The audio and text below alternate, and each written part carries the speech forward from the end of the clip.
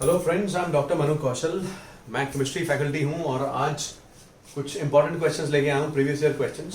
तो देखते हैं यार इसको सॉल्व करने का टैक्टिक क्या है, तरीका क्या है। देखिए, which of the following would give isopropyl benzene as the major product. जो पहला क्वेश्चन पूछा गया है वो ये पूछा गया कि इनमें से किस रिएक्शन से आइसोप्रोपाइल बेंजीन बन जाएगा। हालांकि मैंने आपको सारे रिएक्शंस नहीं दिए, मैंने सारी ऑप्शंस नहीं लिखी हैं, क्योंकि मैं सारी ऑप्शंस को sequentially one by one solve करके आपको दिखाना चाहता हूँ। देखिए, पहला जो रिएक्शन है वो बेंजीन का है प्रोपाइल क्लोराइड के साथ CH3 CH2 CH2Cl in the presence of anhydrous AlCl3। देखते हैं रिएक्शन होता कैसे है। ठीक है, जो बताऊंगा उसको प्लीज ध्यान से सुनिएगा ना। जो हमारा टारगेट मॉलिक्यूल है, जो टारगेट मॉलिक्यूल है दैट इज दिस, ये रहा। अब इसको कहते हैं जी हम isopropyl benzene. This is isopropyl group and this is called as isopropyl benzene।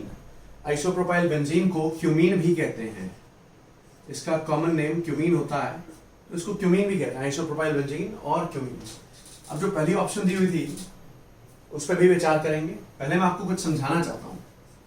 बेटा, ये रही benzene ring, right? This is benzene ring, this is C6H6, ये रहा। अब जो बताऊंगा उसको प्लीज ध्यान से सुनिएगा। देखिए, अगर मैं इसमें X2, this is X2, X कोई भी एटम है, कोई हाइड्रोजन है या कुछ भी है, कोई एटम है, अगर मैं इसको इसमें ऐड कर दूं, ऐड करने का मतलब क्या हुआ?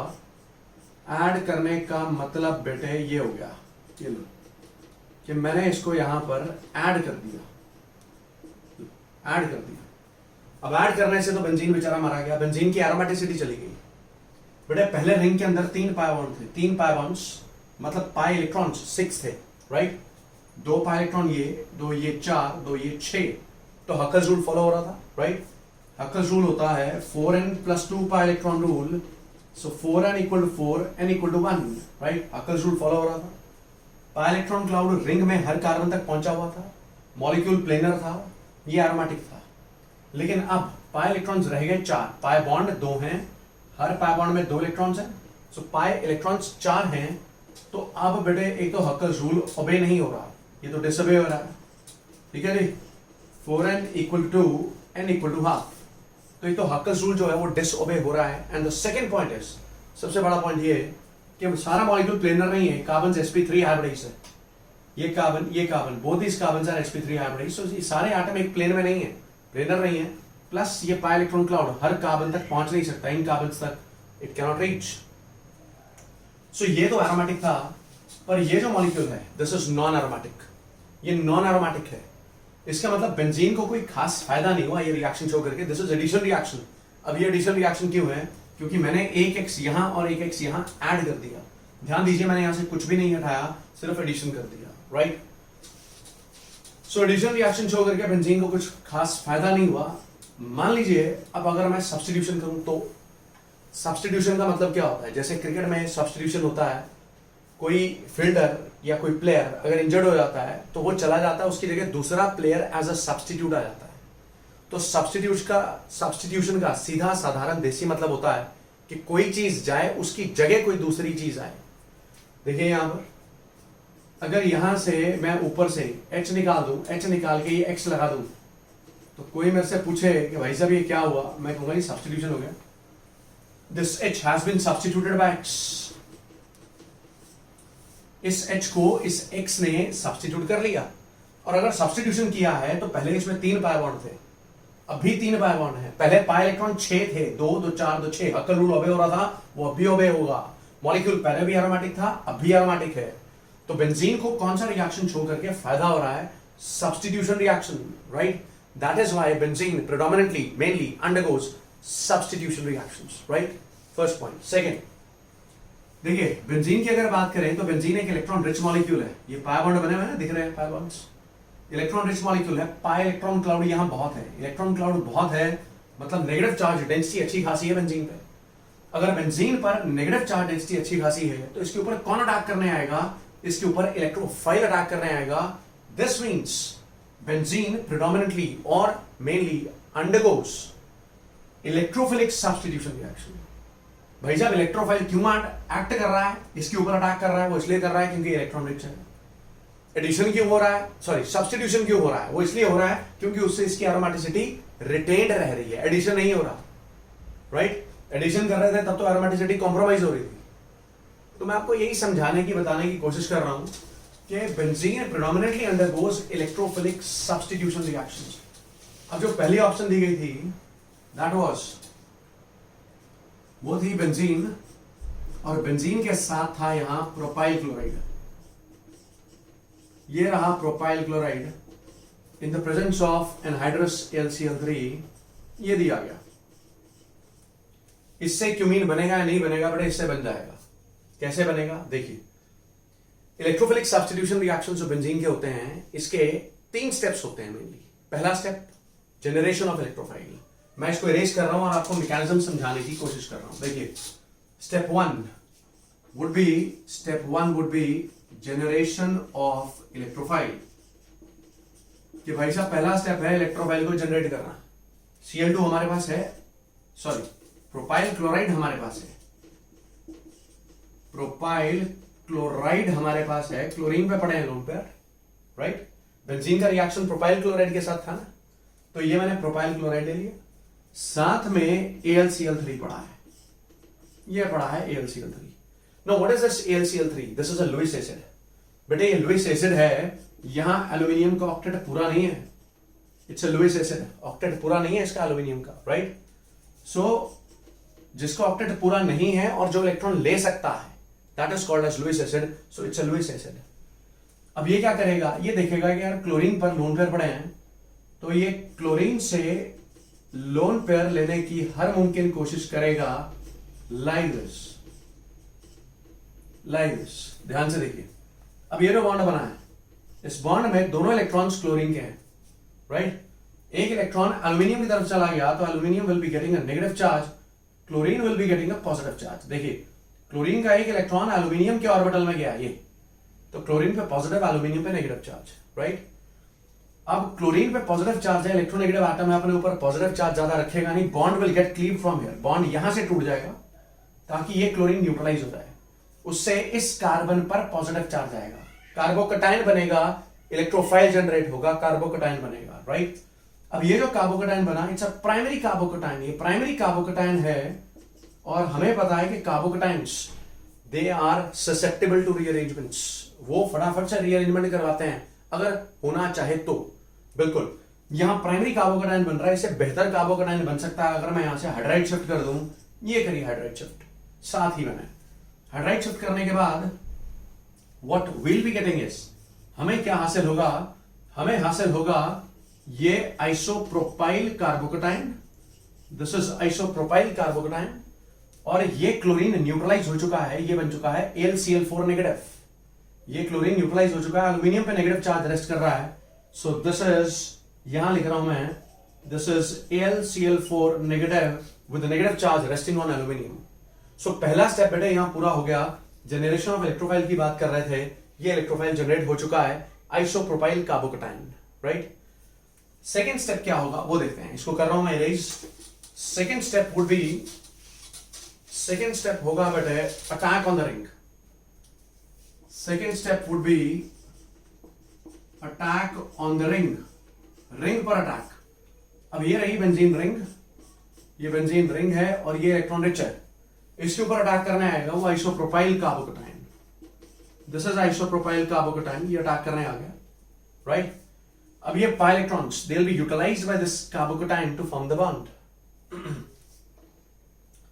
अब मिलेगा हमें this अरेनियम आयन, ये मिल गया जी अरेनियम आयन, और आप ध्यान से देखें तो ये जो अरेनियम आयन है this is resonance stabilised, this is called arenium ion, ARENIUM, arenium ion, this is resonance stabilised, positive charges in conjugation with pi bond, ठीक है जी। यहां तक वी हैव रीच्ड, इसको सिग्मा कॉम्प्लेक्स भी बोल सकते हैं और इसको अरेनियम आयन भी बोल सकते हैं। Attack on the ring, this is done. Now last step would be deprotonation, इसको मैं इरेज कर रहा हूं, राइट, इसको इरेज कर रहा हूं और लास्ट स्टेप लिख रहा हूं, लास्ट स्टेप ये रहा, ये देखिए। अब फर्स्ट स्टेप में आपको याद होगा, फर्स्ट स्टेप में आइसोप्रोपाइल कार्बोकटाइन बना था, इलेक्ट्रोफाइल बना था, ठीक है, और साथ में AlCl4 नेगेटिव था, AlCl4 नेगेटिव वाज देयर। बेटे मेरी बात सुनना ध्यान से। अब catalyst, this AlCl3 was a catalyst, AlCl3 तो कैटलिस्ट था। AlCl3 को एज अ कैटलिस्ट अगर आप यूज कर रहे हैं तो आप इतनी बात का ध्यान रखिए कि कोई भी कैटलिस्ट रिएक्शन में पार्टिसिपेट अवश्य कर सकता है, जरूर कर सकता है, परंतु कंज्यूम नहीं हो सकता, ऑल्टर नहीं हो सकता, उसको रिस्पेक्टफुली उसी हालात में वापस करना होता है। सो अब AlCl3 की शक्ल फिलहाल चेंज हो चुकी है, this has become AlCl4 negative, पर हमें तो AlCl3 वापस करना है। तो व्हाट हैपेंस, यहां से ये क्लोराइड आयन डिपार्ट करता है ताकि एल्यूमिनियम न्यूट्रलाइज हो जाए, राइट। पहले इस पर नेगेटिव था, अब पॉजिटिव चार्ज आएगा क्योंकि ये इलेक्ट्रॉन क्लोरीन लेकर जा रहा है, तो पहले नेगेटिव अब पॉजिटिव, मतलब ultimately this aluminium gets neutralised, AlCl3 वापस हो गया। हमारे पास बच गया क्लोराइड आयन। ये क्लोराइड आयन अगर कोई कहे कि Cl नेगेटिव यहां अटैक कर दे तो ऐसा नहीं होने वाला, नो। रिंग की एरोमेटिसिटी जाएगी, ये मॉलिक्यूल क्यों अनस्टेबल चीज बनाएगा। अगर आप देखिए ये जो कार्बन है इसके पास एक हाइड्रोजन भी तो होगा ना यार, राइट। ये कार्बन 4 बॉन्ड बना रहा होगा ना, this means that a hydrogen is here. So last step would be deprotonation. Deprotonation means loss of proton, यानी कि लॉस ऑफ H+ आयन। सो ये Cl नेगेटिव यहां से निकालेगा H+ आयन, यहां से H+ आयन निकलेगा, ये इलेक्ट्रॉन्स यहां आकर बनाएंगे pi bond, and then will be getting this is isopropyl benzene. ये रहा isopropyl benzene, H positive and Cl negative, this is HCl, और साथ में AlCl3 is returned back as catalyst. एक चीज, अब कोई पूछे कि भाई साहब ये रिएक्शन कैसा है, मैं कहूंगा जी इलेक्ट्रोफिलिक सब्स्टिट्यूशन। कोई पूछे जी कैसे, मैं कहूंगा जी ये इलेक्ट्रोफाइल था, आइसोप्रोपाइल कार्बोकेटायन जो हमने फर्स्ट स्टेप में बनाया था, दिस वाज एन इलेक्ट्रोफाइल, ये इलेक्ट्रोफाइल था, ठीक है। ये इलेक्ट्रोफाइल यहां आया है और यहां से H+ आयन गया है, तो मतलब ये आया, ये चला गया, ये भी इलेक्ट्रोफाइल है, ये भी इलेक्ट्रोफाइल है, तो एक इलेक्ट्रोफाइल ने दूसरे को सब्स्टिट्यूट किया है, this is electrophilic substitution reaction. ये अभी पहला एग्जांपल मैंने आपको समझा दिया, राइट। इसको मैं कर रहा हूं इरेज। सो अब इसके साथ there were some other examples as well, आप कहें तो मैं वो भी डिस्कस कर देता हूं, let's discuss that also. Next is benzene. Second option जो है वो दी हुई है, बेंजीन के साथ propene in the presence of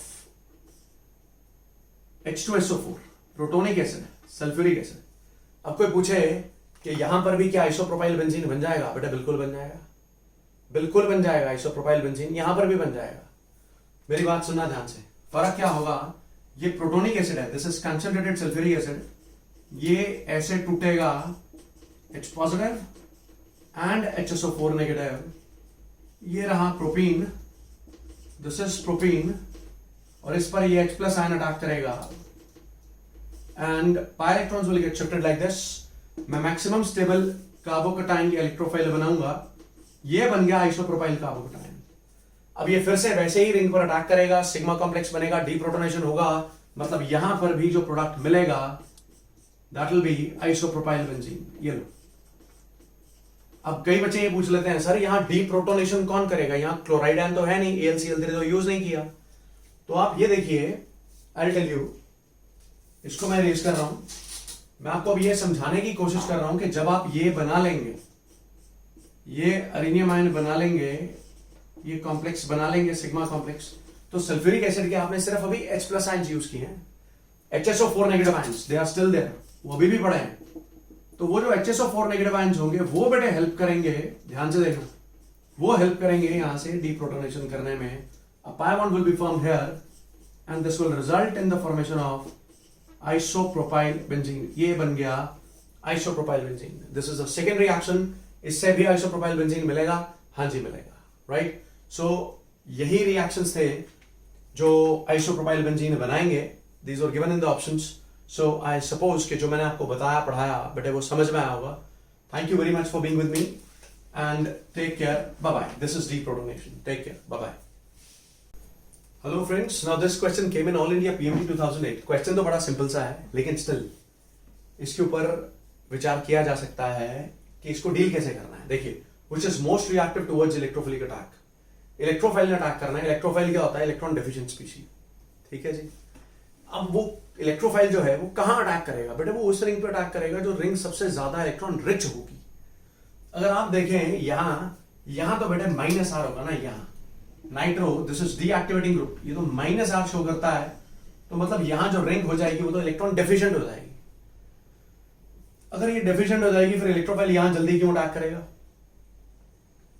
chlorine को देखिए बेटे, जब आप ये पाई इलेक्ट्रॉन्स आगे शिफ्ट करते हैं तो इस कार्बन पर ना पॉजिटिव चार्ज आता है, और जब इस पर पॉजिटिव चार्ज आता है तो यहां 2p ऑर्बिटल खाली 2p ऑर्बिटल क्रिएट होता है, और क्लोरीन के पास लोन पेयर 3p ऑर्बिटल में है। सो जब यहां पर आप पाई बॉन्ड बनाओगे तो वो पाई बॉन्ड 3p2p ओवरलैप से बनता है, जो कि बहुत ज्यादा कामयाब ओवरलैप नहीं है। इसलिए क्लोरीन का प्लस एम भी या प्लस आर भी जो है बहुत ज्यादा लाभदायक नहीं है। सबसे बढ़िया पाई बॉन्ड 2p2p ओवरलैप से बनता है, और यहां बनेगा 3p2p ओवरलैप से, right. And we know that, हमें यह भी पता है कि हैलोजेंस का माइनस आई डोमिनेटिंग होता है, बल्कि माइनस आई डोमिनेटिंग है।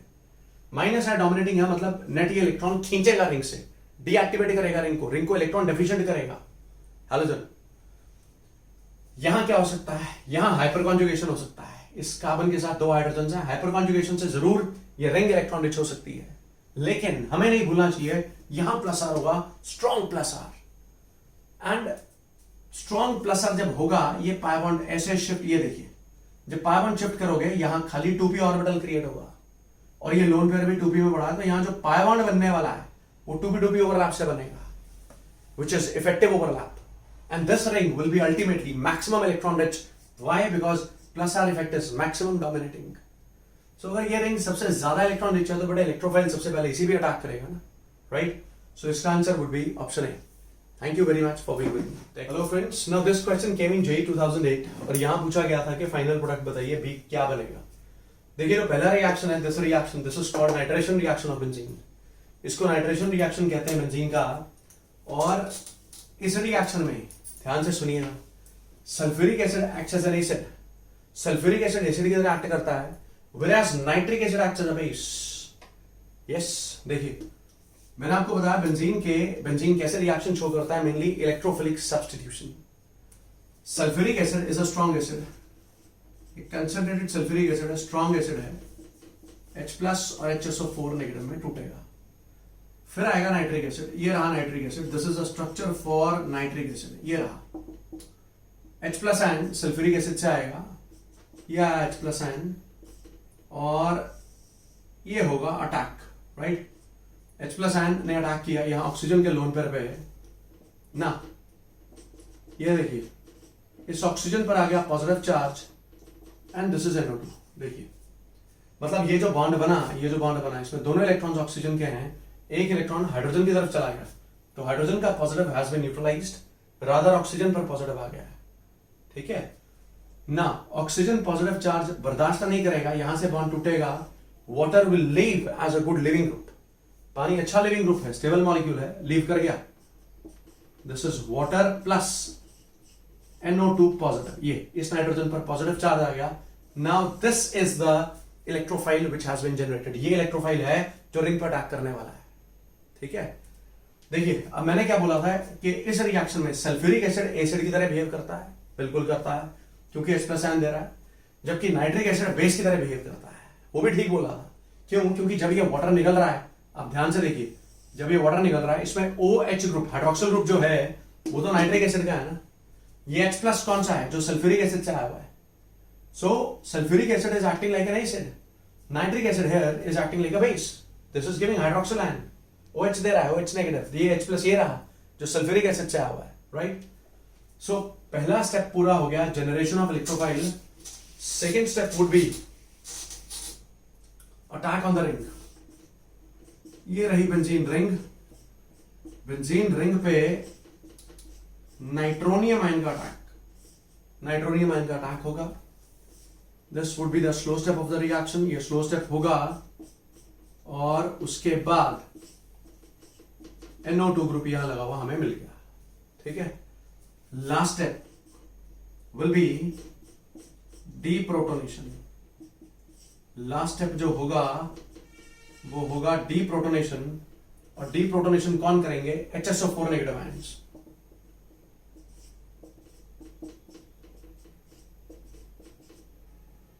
यहां जो हाइड्रोजन है ये यहां से प्रोटॉन निकला, यहां पाई बॉन्ड बनेगा and this will result in the formation of nitrobenzene and sulphuric acid. Nitrobenzene मिल गया बेटे, दिस इज नाइट्रोबेंजीन। यहां बेस वैसे आप सल्फ्यूरिक एसिड को भी एक्ट करा सकते हैं, सॉरी HSO4 नेगेटिव आयंस को भी एक्ट करा सकते हैं, वाटर को भी एक्ट करा सकते हैं। Any species can act like a base, ठीक है। बेस एक्ट करके वाटर भी बेस एक्ट कर सकता है यहां पे, फिर साथ में हाइड्रोनियम आयन बन जाएगा, राइट। तो इसको मैं इरेज कर रहा हूं, मतलब यहां पर नाइट्रोबेंजीन बनने वाला है। यहां ए जो है वो नाइट्रोबेंजीन बन गया। उसके बाद नाइट्रोबेंजीन बनने के बाद बेटे जो FeBr3 है, देखिए नाइट्रोबेंजीन क्या है, this is meta directing for electrophilic attack. ये मेटा डायरेक्टिंग है, माइनस आर होगा इसमें, ऑर्थो लोकेशन पे तो पॉजिटिव चार्ज आएगा, फिर रेजोनेंस होगा, पैरा पे भी पॉजिटिव आएगा। So this is meta directing. FeBr3 is a Lewis acid, ये लुईस एसिड है। सो FeBr3 यहां से ब्रोमोनियम आयन जनरेट करके देगा, Br पॉजिटिव जनरेट करके देगा, क्योंकि FeBr3 यहां से Br नेगेटिव पुल कर लेगा ना। सो यहां से इस कॉम्बिनेशन से ब्रोमोनियम आयन मिल जाएगा, और जब ब्रोमोनियम आयन मिलेगा, इलेक्ट्रोफाइल मिलेगा, इलेक्ट्रोफाइल कहां अटैक करेगा, मेटा लोकेशन पे। So the answer would be Meta bromo nitrobenzene. ये लीजिए, this is meta directing for electrophilic attack, answer would be Meta bromo nitrobenzene. Thank you very much. Hello friends, ये question AIIMS 2007 में आया था and will be concentrating on this question. अभी question क्या कहता है, कहता है the hydrocarbon which does not decolourise alkaline KMnO4, मतलब इनमें से कौन सा ऐसा हाइड्रोकार्बन है जो KMnO4 के साथ रिएक्ट नहीं करेगा and also does not give any PPT with ammoniacal silver nitrate, Tollens के साथ भी रिएक्शन नहीं देगा। देखिए बेटे, अगर आप ध्यान से देखें तो this is acetylene, acetylene is ethyne, ये रहा एसिटिलीन, ठीक है। प्रोपाइन, प्रोपाइन आपको पता है, ये रहा propyne, right. Then you have butyne, butyne ये रहा, दिस इज ब्यूटाइन। तो मैं आपको समझाना चाहता हूं कि ये और ये तीनों ही टर्मिनल एल्काइंस हैं। टर्मिनल एल्काइन मतलब ट्रिपल बॉन्ड एक्सट्रीम में है, और ये जो हाइड्रोजन है दीज आर एसिडिक हाइड्रोजन, इन पे सफिशिएंट पॉजिटिव चार्ज है क्योंकि ये sp हाइब्रिडाइज्ड कार्बन से अटैच्ड है। सो this is also attached with sp hybridised carbon, ये भी टर्मिनल एल्काइन है, ये भी टर्मिनल एल्काइन है। तो ये सभी के सभी, एक तो ये एल्काइन है, अनसैचुरेटेड है, तो ये KMnO4 से रिएक्शन दे देंगे, राइट। KMnO4 से एल्कीन्स और एल्काइंस रिएक्शन देते हैं, एल्केन्स रिएक्शन नहीं देते, केवल वही एल्केन्स देते हैं जिनमें टर्शरी हाइड्रोजन हो, जिनमें टर्शरी हाइड्रोजन मौजूद हो, जैसे कि ये। ध्यान से देखिए, एल्केन्स भी KMnO4 से नहीं तो रिएक्शन नहीं देते, बट जिनमें tertiary hydrogen, this is tertiary hydrogen, when you react with KMnO4 this will get converted into tertiary butyl alcohol, ये कन्वर्ट हो जाएगा टर्शरी ब्यूटाइल अल्कोहल में, राइट। सो एक तो एल्केन्स KMnO4 से रिएक्शन नहीं देंगे, सिर्फ यही एल्केन्स देंगे, और कौन नहीं देता जो एल्केन्स की तरह बिहेव करता है, कौन करता है, benzene. Benzene this behaves just like alkanes, it behaves like saturated hydrocarbon. देखिए एल्केन्स कैसे रिएक्शन शो करते हैं, सब्स्टिट्यूशन। बेंजीन भी तो इलेक्ट्रोफिलिक सब्स्टिट्यूशन ही शो करता है, और ऊपर से ये टॉलन के साथ रिएक्ट नहीं करेगा because it does not have acidic hydrogen like this.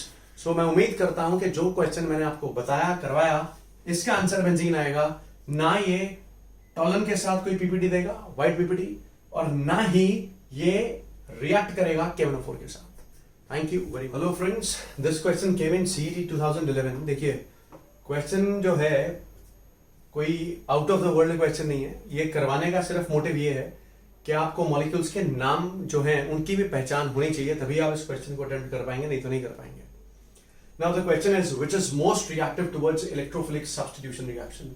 इनमें से कौन मैक्सिमम रिएक्टिव है इलेक्ट्रोफिलिक सब्स्टिट्यूशन रिएक्शन के लिए, आइए जान लेते हैं। जो पहला मॉलिक्यूल है that is aniline. The first molecule is aniline and aniline is like this, ध्यान से देखना, ये रहा aniline, this is aniline, right. उसके बाद नाइट्रोबेंजीन, बेटा नाइट्रोबेंजीन ये रहा, ये नाइट्रोबेंजीन। उसके बाद benzoic acid, next is benzoic acid, ये रहा benzoic acid, this is benzoic acid. उसके बाद एसिटानिलाइड, एसिटानिलाइड का स्ट्रक्चर इज दिस, रिंग के ऊपर NHCOCH3, राइट, दिस इज एसिटानिलाइड। अब मैं आपको ये समझाना बताना चाहता हूं कि देखिए ये जो है ये डीएक्टिवेटिंग ग्रुप है, तो ये तो रिंग इलेक्ट्रॉन डेफिशिएंट है, इलेक्ट्रोफाइल यहां तो जल्दी अटैक करेगा नहीं। जो कार्बोक्सिलिक एसिड है this is also deactivating, right, ये भी रिंग को इलेक्ट्रॉन डेफिशिएंट कर रहा है, इलेक्ट्रोफाइल इस पे भी जल्दी अटैक नहीं करेगा। ये जो ग्रुप है ये NHCOCH3 ये मॉडरेटली एक्टिवेटिंग है। उसका रीजन, ये लोन पेयर ऐसे रेजोनेंस में इन्वॉल्व हो सकता है, ये लोन पेयर ऐसे भी तो रेजोनेंस में इन्वॉल्व हो सकता है, मतलब this lone pair is in conjugation with this pi bond also, ऐसे भी हो सकता है रेजोनेंस। अब अगर ये रिंग की तरफ आ गया तो रिंग इलेक्ट्रॉन रिच होगी, राइट, सो मतलब this is moderately activating group. ऐसा नहीं है कि हमेशा लोन पेयर की मूवमेंट रिंग की तरफ होगी, दोनों तरफ हो सकती है, इस पाई बॉन्ड के साथ भी कॉन्जुगेशन है, इसके साथ भी है, that is why this is moderately activating. अब ये जो ग्रुप है this is highly activating group, NH2। एक तो बढ़िया ओवरलैप है, 2p2p ओवरलैप है, ऊपर से जो लोन पेयर है, लोन पेयर की जो ड्रिफ्टिंग होगी, जो मूवमेंट होगी वो रिंग की तरफ को ही होगी, so this ring will be electron rich. So मैं आपको ये समझाने की बताने की कोशिश कर रहा हूं कि मैक्सिमम इलेक्ट्रॉन रिच रिंग इनमें से ये वाली है, and it will be maximum reactive towards electrophilic attack, towards electrophilic substitution. तो बेटा इसका आंसर आएगा ऑप्शन ए। तो मैं उम्मीद करता हूं कि जैसे क्वेश्चंस मैंने आपको करवाए ये बेटा आपको समझ में आए होंगे। Just stay motivated and keep working hard. Thank you very much for staying with me and studying with me. Thank you.